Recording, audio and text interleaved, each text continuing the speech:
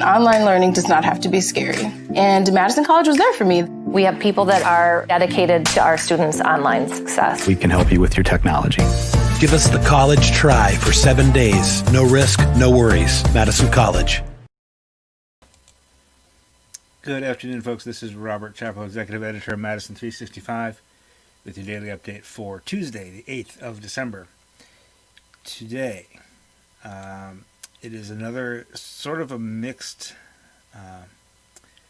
bag with regards to the coronavirus news.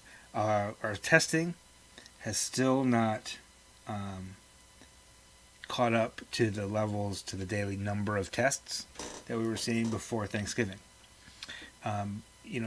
Through mid-November, we were seeing 16,000, 17,000 tests a day, which was, putting us at 6,000 and 7,000 new cases a day, which is that number is not good, but it was good that we were finding all those cases, right?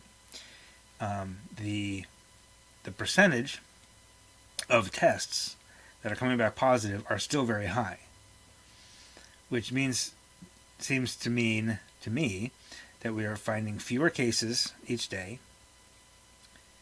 Yesterday's only 2,100, today's 4,100.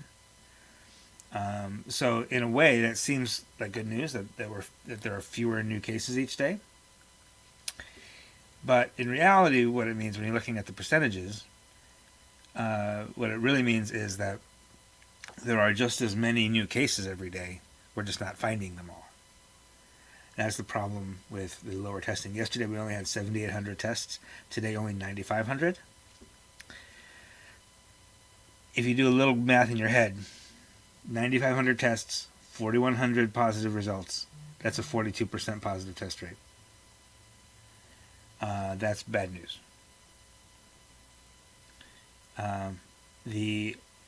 Even with that, though, the maybe the other side of the mixed bag, good news, the decent news, is that the 7-day positive test rate didn't go up considerably.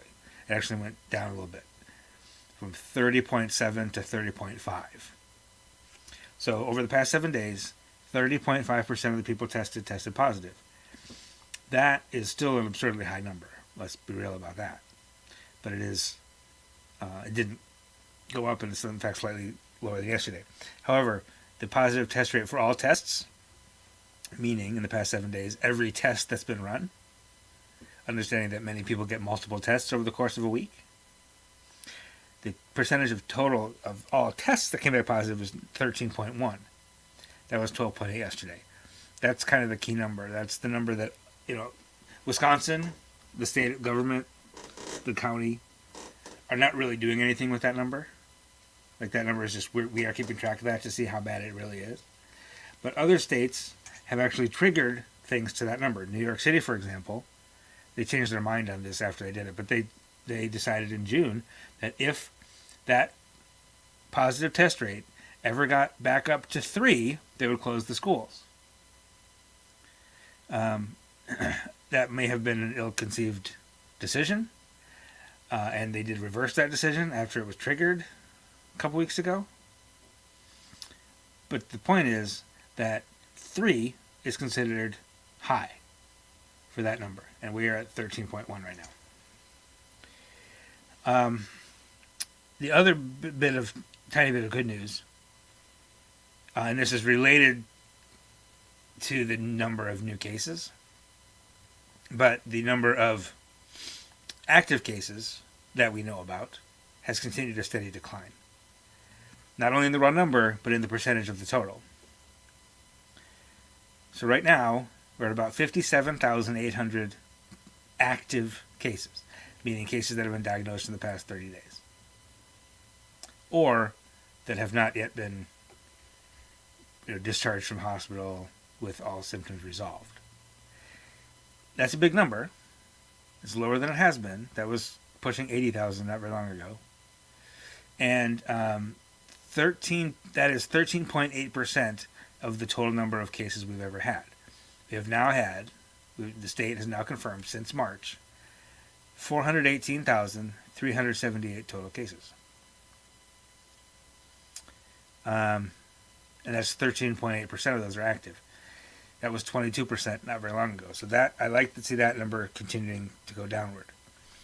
I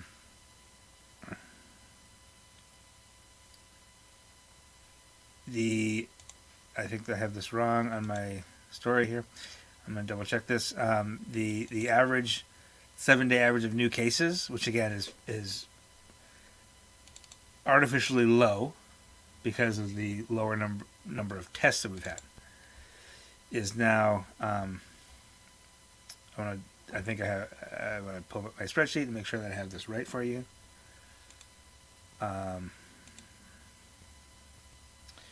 3,837, I think, is what we have. No, sorry, it was 3,000. That was yesterday. It was 3,837 yesterday. It is now 3,893. So it went up slightly. The other bit of it's hard to say this is good news, but as you might remember yesterday, there were 17 deaths reported yesterday. Mondays are typically low just because of there's a substantial amount of paperwork, basically, that has to be done, and certifications and confirmations before a person dying gets reported by the state data. Right? It was so yesterday having 17 seemed really high because the last couple of Mondays has been like 6. So I was anticipating over 100 today. The past 2 Tuesdays have been over 100. Today we have 71. So I'm very glad to be wrong about that. Actually, the total death toll went up by 68 and is now at 3,806. That's our total death toll, 3,806. There were 3 fatalities that were previously reported. 2 in Wood County, 1 in Adams County, that were taken out of the data, were changed. The cause of death was changed. Or they were just over-reported or something, who knows. So the total number went up by 68, but we had 71 deaths reported today. And I will tell you where they were. There were 14 in Waukesha County and 12 in Milwaukee County. So today it is kind of concentrated in that southeastern urban center. Other counties that had deaths today, or that reported deaths today: Racine County with 4, Washington, Ozaukee, Kenosha, Fond du Lac, and Dane all reported 3.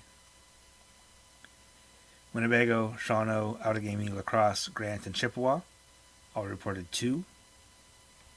And Walworth, Trempealeau, Rusk, Rock, Polk, Pepin, Marathon, Jefferson, Jackson, Green Lake, Dunn, Douglas, and Dodge, and Calumet all reported 1. So that's pretty spread out. Like I said, the largest numbers are in that urban center, which has been unusual, but the rest of them are pretty well spread around. In terms of cases today, these are also, the new cases today are also pretty concentrated in that urban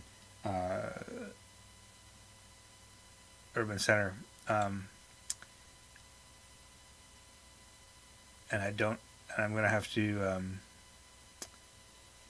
740 new cases today in Milwaukee County, Waukesha County 399, sorry, Kenosha with 186, and Dane County with 147. I'm looking at my chart here on the website Madison365.org, and it is the formula is incorrect, and I'm gonna have to fix that. So the new cases is correct, the deaths are correct, the new cases per 100,000 on the website right now, if you're looking at it, is incorrect. So, and it's obviously incorrect. So I will fix that. It's just an error in the spreadsheet formula. So disregard that for now, but look at it in about 20 minutes and it'll be fixed. If you have any thoughts or questions about the coronavirus data today, feel free to drop in the comments. I will answer any questions as they come up.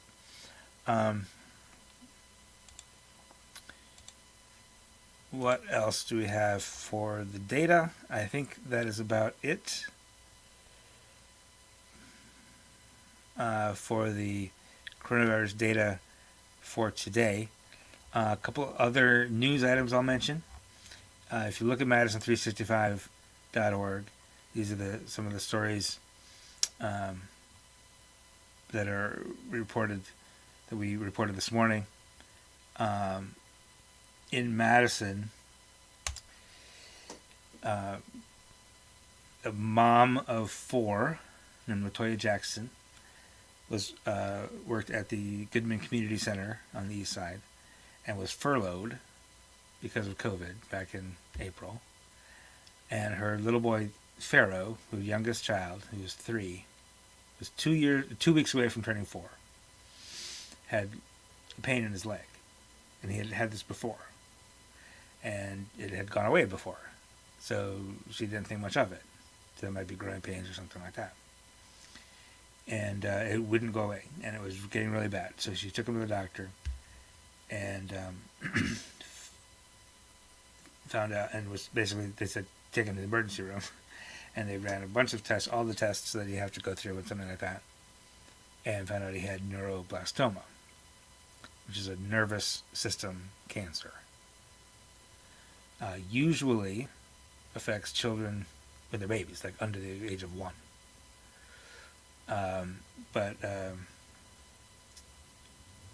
So he's been in and out of American Family Children's Hospital here in Madison since April. He had a surgery. He's had bone marrow transplant. He's had 5 rounds of chemotherapy. If you've ever known anyone who's gone through chemotherapy, can you imagine a 4-year-old doing that? He's had radiation treatments. And all of this in the midst of COVID, right? And everything to do with anything in the healthcare system is just really, really hard. There's a whole team of doctors in the pediatric oncology unit there. Doctors and technicians and nurses and, the whole care team that goes around and does rounds every morning and, checks in with the family and the patient and everything, and they haven't been able to do that. There was a period of time when they didn't do that at all. They did it kind of all virtually. Now they're doing it. They're doing rounds like that, but they're staying outside the room. And we have this story on the site. It's a long story, but Fatima Cisse, our reporter, spoke with Latoya, the mom, spoke with the doctor, spoke with their neighbor and good friend who organized a fundraiser for them, and has that story for you. It's just a human interest story, and it's one of those community things, and the community is rallying around them, trying to raise money. They've raised over $20,000 to help cover the bills. And if you want to help out, there's a link to the GoFundMe in the story. So it's worth 10 minutes of your time to read that story and just to learn about this family and what they're going through and how they're overcoming it. There will be a lot more news. I'm working on a bunch of stuff tonight. We have a couple more things coming yet this afternoon and tomorrow morning. And we'll have the It's Only 10 Minutes podcast first thing in the morning for you with lots of news, lots of stuff that I can't say out loud yet, but that I know about that Madison folks especially will be excited about. And I will remind you once again to support your local independent community news outlet. Independence is very important to us. We're not owned by a corporation or a conglomerate. We don't have somebody outside of Madison watching our bottom line for profit purposes. We don't have anybody telling us what to cover. We get grants from the Joyce Foundation and from Madison Community Foundation and other folks, and we sell advertisement. We have corporate sponsors, corporate donors. But none of that money comes with any strings attached, and they all know that. You cannot make a donation or buy an ad from us and then tell us what to cover, what to write. Our journalism is completely transparent and completely independent, and that's really, really key. That's critical for you trusting the news that we give you. We're not leaving anything out because an advertiser told us to leave it out. We're not putting anything in because an advertiser told us to put it in. We're bringing you the straight, truthful, factual information. And that's really important to us. And the way you can help us continue to do that is to make a donation. Like our team of reporters, Fatima Sisi writing that story, she's professional. She gets paid to do that. And we need your help to make sure we can continue to produce that high quality journalism. And Newsmatch right now doubles everything you give us. So your little donation, whatever you can do, $5, $10, if that's all you can do, like that goes a lot further now, because somebody else is going to give us another 10 for the 10 you gave us. And it's very simple. There's no strings attached to that either. We send them a spreadsheet at the end of the year that says how much donations we got, and they cut us a check for that amount. Like, it's really that simple. So you give us 10, we get 20. You give us 100, we get 200. It's that easy. And it's a way you can really make an impact in nonprofit, local, independent news. Thank you to Madison Community Foundation. You mentioned Madison Community Foundation. They have been with us since the beginning, very supportive of everything we've been doing. So thank you to them. And if you're in the giving mood, that's another organization that could always use community support. So thank you to them. That's all I have for you today. I hope you have a wonderful evening. Again, look out for the It's Only 10 Minutes podcast tomorrow morning. Also, there's going to be a new episode, a new edition of Finding the Warmth of Our Sun tomorrow morning, which is the Matthew Brogin History and Politics podcast and video blog that you can, so watch out for that tomorrow morning as well. Thank you very much, and have a wonderful evening. This is 365 Media.